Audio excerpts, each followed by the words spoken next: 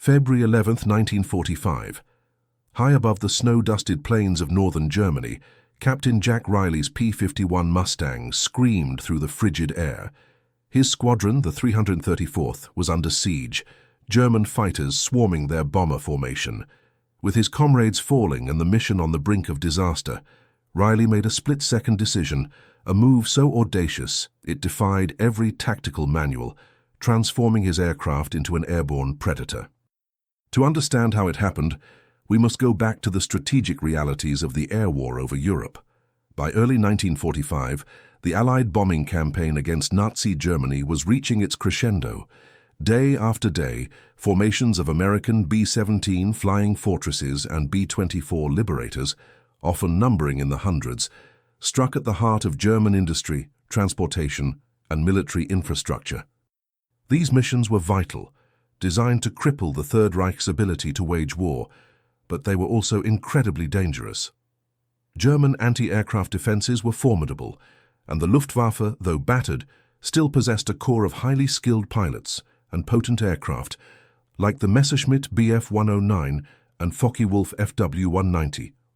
The key to the bombers' survival, and thus the success of the entire campaign, lay with their escorts, the long-range P-51 Mustang fighters.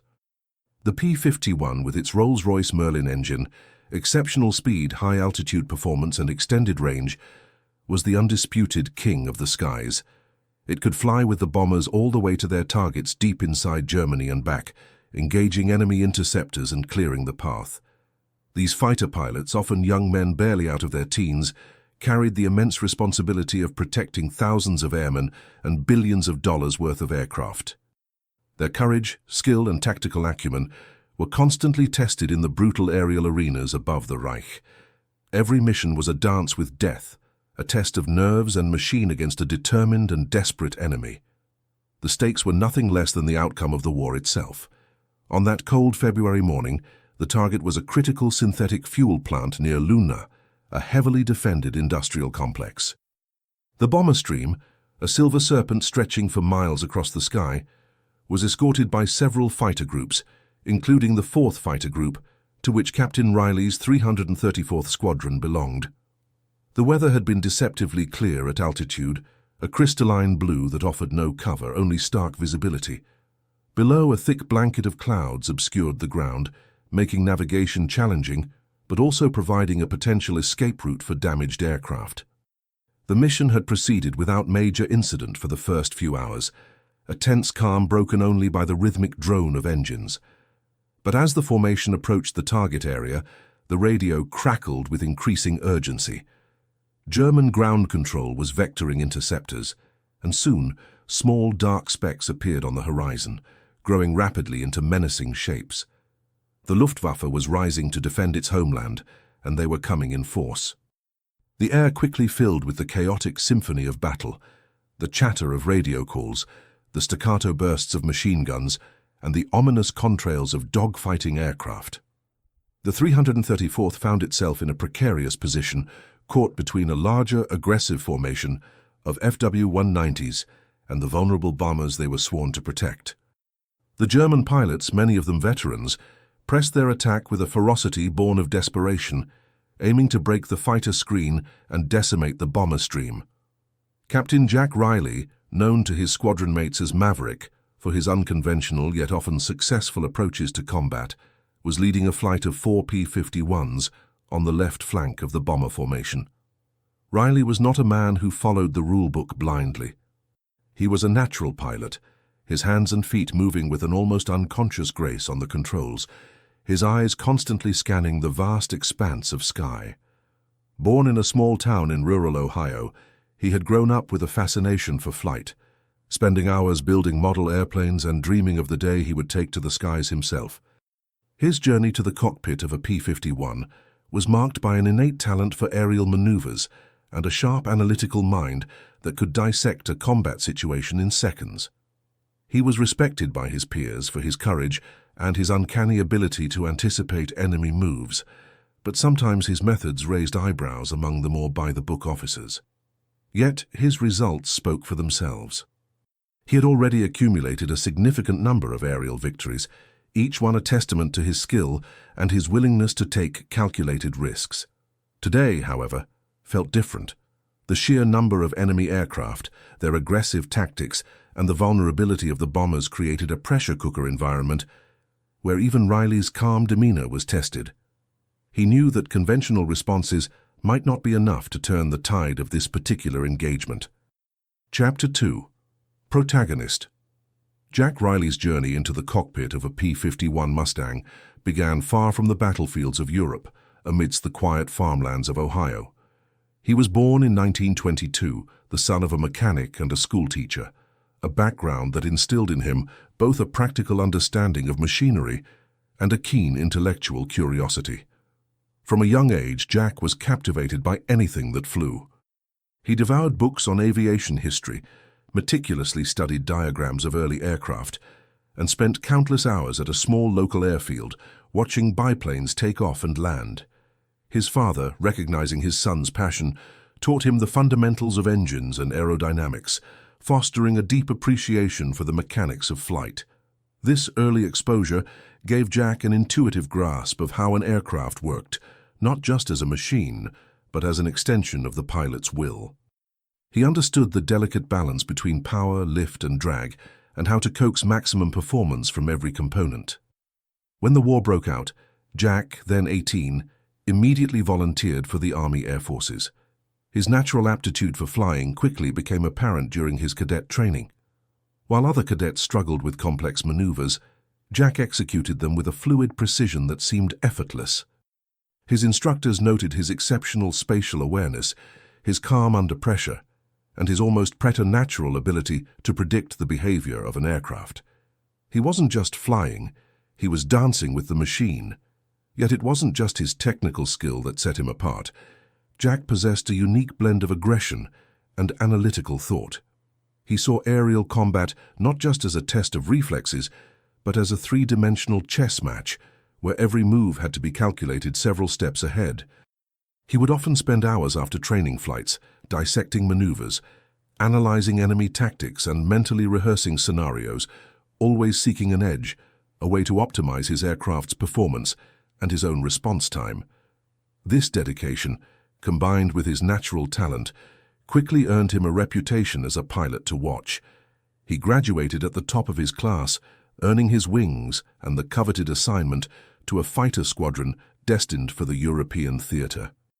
His early experiences in combat only sharpened his unique approach.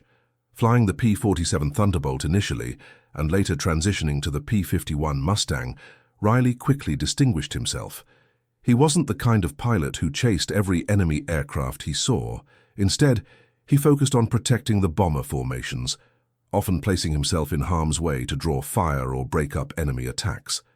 One memorable mission saw his flight escorting a crippled B-17 limping back to England. A pair of FW-190s latched onto the bomber, determined to finish it off. Instead of engaging them in a conventional dogfight, Riley executed a daring, low-altitude pass directly between the bomber and the attacking fighters, forcing the Germans to break off their attack to avoid a collision. It was a risky move, one that drew a stern lecture from his commanding officer, but it saved the bomber and its crew.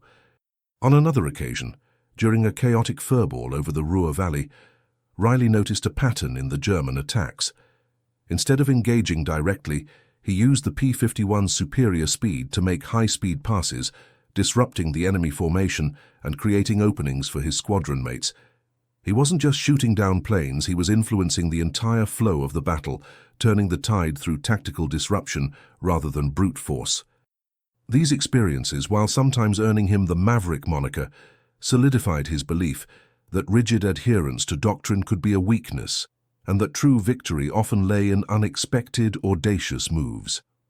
He learned to trust his instincts, honed by countless hours in the cockpit, and a deep understanding of his aircraft's capabilities. Now, high above the German planes, the lessons of those previous encounters converged into a single, urgent demand for action. The air was thick with the smoke of flak bursts and the contrails of twisting aircraft. The radio was a cacophony of warnings and calls for help. Captain Riley watched in grim silence as two of his squadron's P-51s spiraled downwards, trailing smoke, overwhelmed by the sheer numbers of the attacking FW-190s. The German fighters, emboldened by their initial successes, were pressing closer to the bomber formation, their cannons spitting fire. The situation was deteriorating rapidly.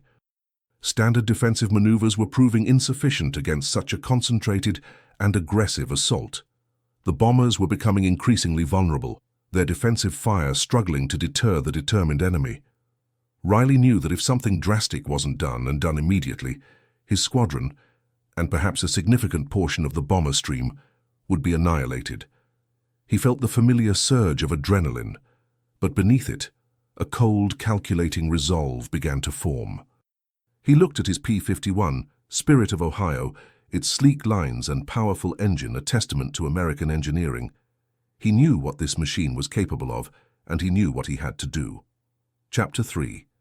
Challenge and Action. The tactical dilemma facing Captain Riley was stark and immediate. His squadron, the 334th, was designed to be a protective screen, a mobile shield for the heavy bombers. Their primary directive was to maintain formation, engage enemy fighters that threatened the bombers, and prevent them from reaching their targets. However, the current engagement was spiraling out of control. A large group of Focke-Wulf FW-190s, estimated at over 30 aircraft, had executed a coordinated attack splitting into multiple waves. They were faster, more numerous in this localized engagement, and their initial passes had already inflicted damage. Two P-51s from Riley's own flight were gone, and others were struggling to hold their positions. The FW-190s, known for their robust construction and heavy armament, were pressing their advantage, their pilots exhibiting a desperate courage born of defending their homeland. The bombers, flying in their rigid formations, were slow and relatively defenseless against a determined fighter attack once their escort was compromised. The standard response would be to call for reinforcements, to try and regroup, to maintain a defensive circle around the bombers. But Riley knew these textbook tactics would be too slow, too predictable. The enemy was already too close, too committed. Every second counted.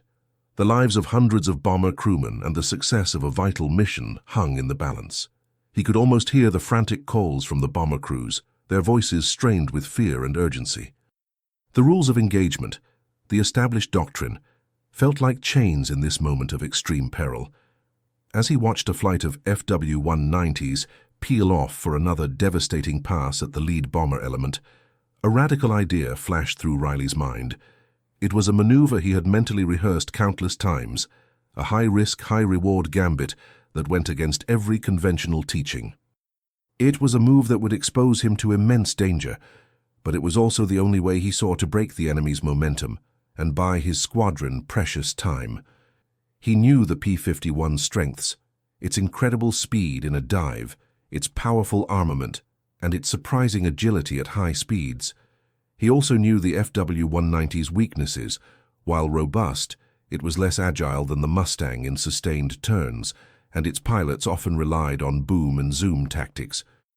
Riley's plan was to exploit these characteristics, not in a conventional dogfight, but in a single, overwhelming act of aggression. He would become the spearhead, the disruptive force, turning his sleek P-51 into a weapon of pure, focused chaos. He took a deep breath, the cold oxygen filling his lungs, and made his decision. "Maverick flight, break formation. Follow my lead, but stay high," he barked into the radio, his voice calm despite the internal storm. He didn't wait for confirmation. He couldn't. With a decisive push of the stick, Captain Riley pointed the nose of his P-51, Spirit of Ohio, directly at the heart of the largest FW-190 formation, which was currently making a pass on the B-17s. He dropped his nose, engaging the supercharger, and the Merlin engine roared, propelling him into a near-vertical dive. The airspeed indicator wound up rapidly, pushing past 400, then 450, then 500 miles per hour. The airframe shuddered under the immense G-forces, but Riley held steady, his eyes fixed on the German fighters. This wasn't a typical attack run. It was a calculated act of aerial intimidation, a head-on charge designed to shatter enemy cohesion. The FW-190 pilots, accustomed to P-51s engaging from above or behind, were caught completely off guard. They saw a single Mustang, seemingly on a suicidal trajectory, hurtling towards them at incredible speed. Riley didn't fire immediately. He held his trigger, letting the sheer velocity and the terrifying sight of his rapidly approaching aircraft do the initial work. At the last possible moment, when the lead FW-190 filled his gun sight, he unleashed a devastating burst from his .650 caliber machine guns. Tracers ripped through the air, converging on the German fighter. The FW-190 exploded in a shower of debris and flame, its pilot having no time to react. Riley didn't slow down. He pulled hard on the stick, executing a high G turn that brought him directly into the wake of the now disrupted German formation. The crazy maneuver wasn't just the dive, it was the immediate, aggressive follow-through. He was now in the middle of the enemy, a lone P-51 weaving through a swarm of FW-190s, firing short, controlled bursts at anything that came into his sights. The P-51, under his masterful control, became a blur of silver, a whirlwind of destruction. He pushed the aircraft to its absolute limits, performing snap rolls, tight turns, and sudden climbs that few other pilots would dare. The Spirit of Ohio was no longer just a fighter plane. It was a manifestation of Riley's will, a beast unleashed. The German pilots, disoriented and shocked by the ferocity of this single unexpected attack, began to break formation, their disciplined assault dissolving into individual evasive maneuvers. The immediate result was chaos among the German ranks. The FW-190s, their coordinated attack shattered, scattered in all directions, their focus shifting from the bombers to the single, audacious P-51 that had plunged into their midst. The pressure on the bomber formation eased instantly, giving the remaining P-51s of the 334th a crucial window to regroup and re-engage the now disorganized enemy. Riley's crazy maneuver had bought them time, and more importantly, it had sown confusion and fear among the German pilots, turning a desperate defense into a momentary, decisive advantage. Chapter 4: Consequences and Legacy. In the immediate aftermath of Captain Riley's audacious maneuver, the sky above Luna remained a maelstrom, but the tide had irrevocably turned.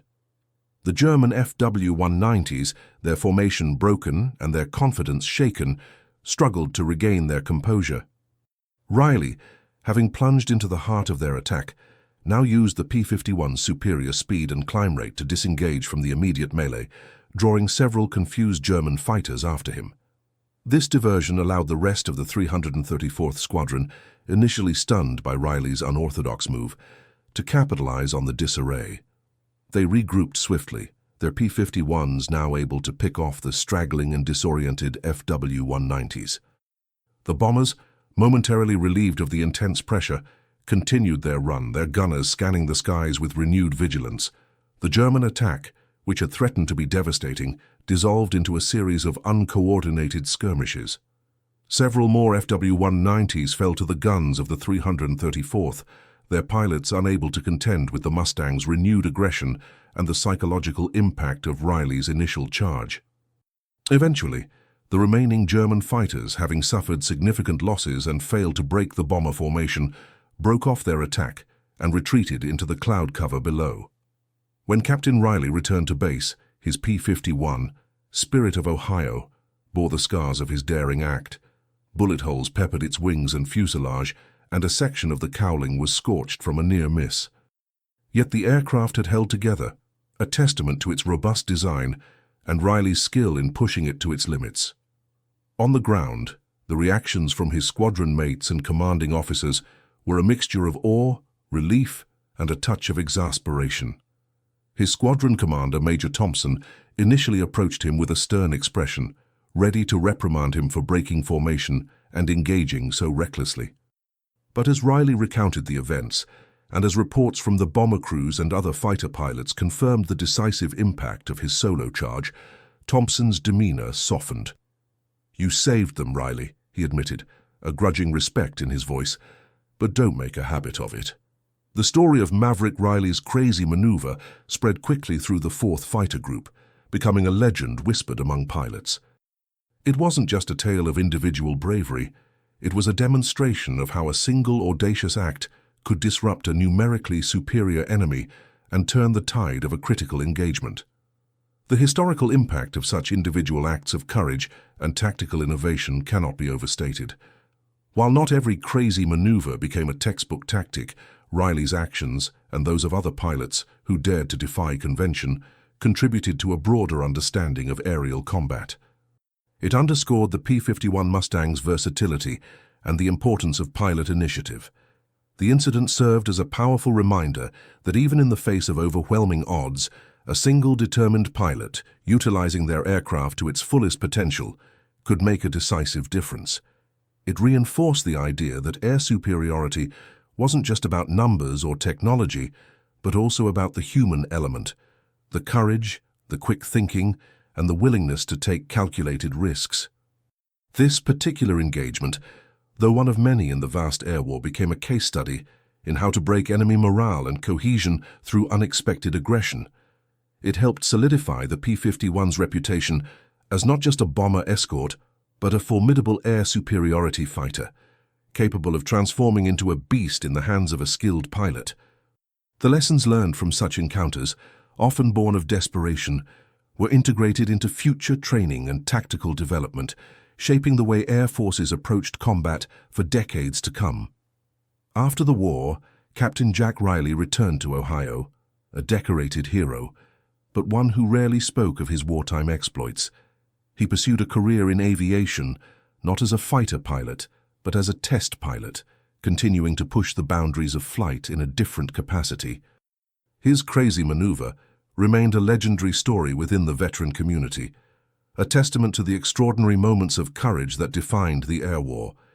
He lived a quiet life, always maintaining that he was just doing his job, but the impact of his actions that day resonated far beyond the immediate battle. He embodied the spirit of countless young men who faced unimaginable dangers, making split-second decisions that altered the course of history, one mission, one aircraft, one maneuver at a time. This is the true legacy of Captain Jack Riley and his crazy maneuver.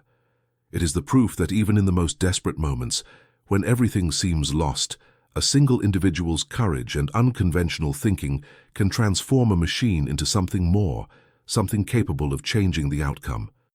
One P-51 at a time, one daring decision at a time, and in doing so prove that the human spirit, when tempered by suffering and ignited by righteous determination, is stronger than any numerical superiority, stronger than any tactical doctrine, stronger than any war machine.